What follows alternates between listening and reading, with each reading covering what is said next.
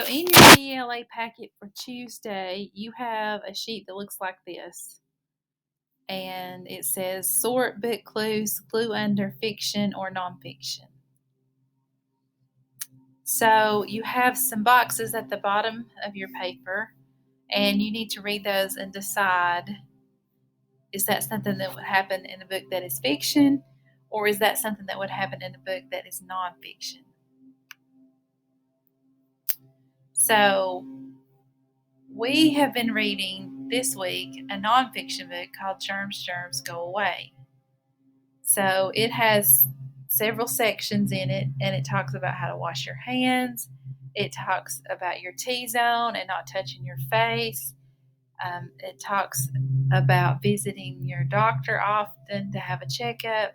And all those things are facts and information. And there's even, that you should have noticed, there was photographs that were part of that story.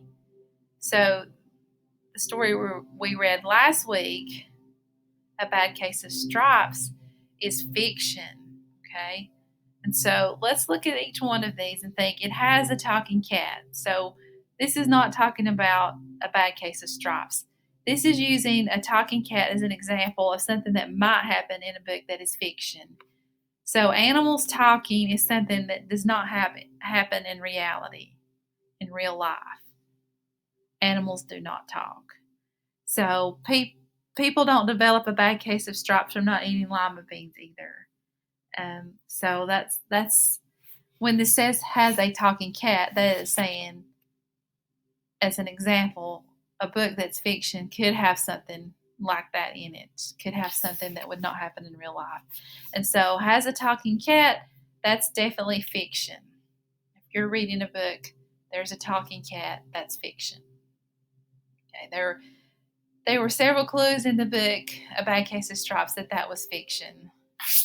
And it's mixed in with events that can happen in real life. People can really get up and try on different outfits to get ready for school. That can happen. They can get sick, and they might have a rash on their skin and not be able to go to school. But the little girl in A Bad Case of Stripes, the stripes that she had were not caused by any kind of sickness. They were kind of that was a fictional occurrence, a fictional event. So the next box for you to decide is teaches you facts. So in the book that we read, Germs, Germs Go Away, there was lots of facts in that, telling you about your T-zone, which is areas where that you shouldn't be touching your face, because that's a good way to spread germs and to develop sicknesses or illnesses. There was steps for how you should wash your hands and how long you should wash your hands. So that goes with nonfiction. Nonfiction book is a book that teaches you facts. All right, the pictures are drawings. So when you think back about the two stories, A Bad Case of Stripes, Germs, Germs Go Away. Okay, the pictures in A Bad Case of Stripes were drawings. So very often when you're reading a book that is fiction, there will be pictures that are drawings. Okay. If a book tells you how to play football, how to wash your hands, okay, how to do research, how to grow a lima bean, that is nonfiction.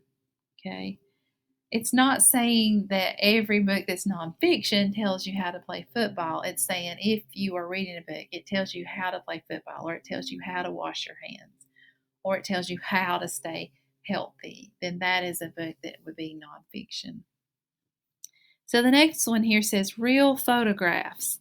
So in A Bad Case of Stripes, the pictures are drawings, but in a nonfiction, you will have real photographs. And then tells a story. Okay. The germs go away. That's not a story. It's just some information. But in A Bad Case of the Stripes, that tells a story. So tells a story will go here under fiction.